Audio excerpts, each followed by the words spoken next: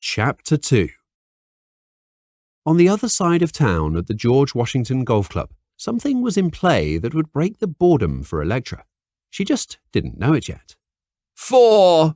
he shouted. It was a shout more of frustration than of warning others of the impending danger of a golf ball. In fact, they were the only two people still on the course. He had been playing the worst round of his life. This was made even more frustrating because he was playing against an old school friend that he desperately wanted to beat.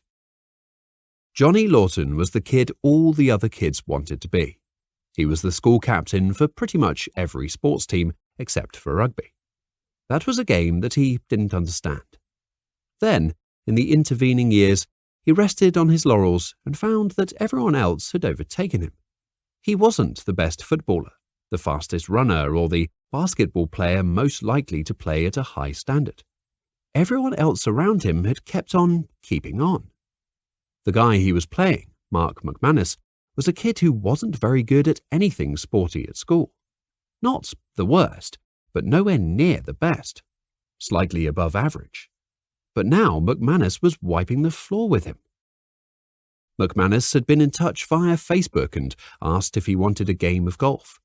Johnny accepted another chance to assert his dominance over the kids from school. McManus played every week, went to the driving range, and took occasional lessons with the pro. In short, he got better all the time. Johnny Lawton didn't. He had a knack for the game, part of his sporting prowess, he guessed, and just laid back on that. He played when he was challenged, didn't practice, and assumed he would be good forever. He wasn't.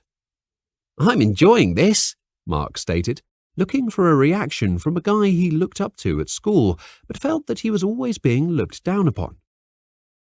Johnny mumbled an obscenity under his breath. He hoped that Mark would get the message. The rest of the game was played in almost silence. The friction was evident in the air.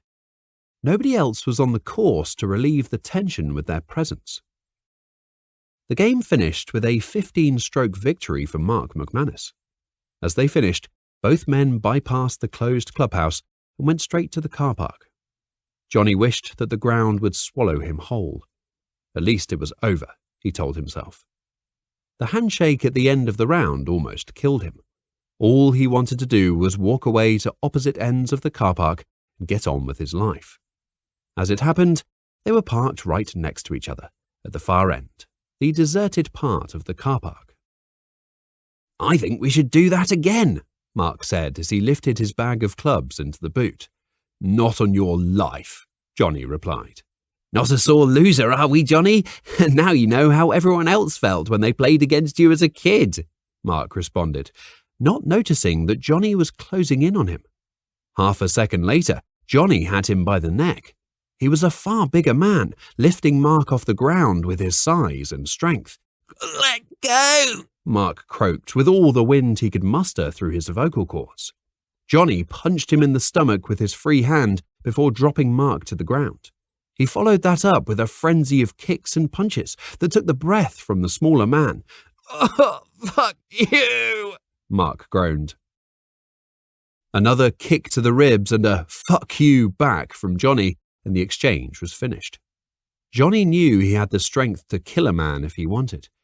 He revved up his BMW, looked in disdain at the smaller Vauxhall driven by his former alumnus, and drove off at speed.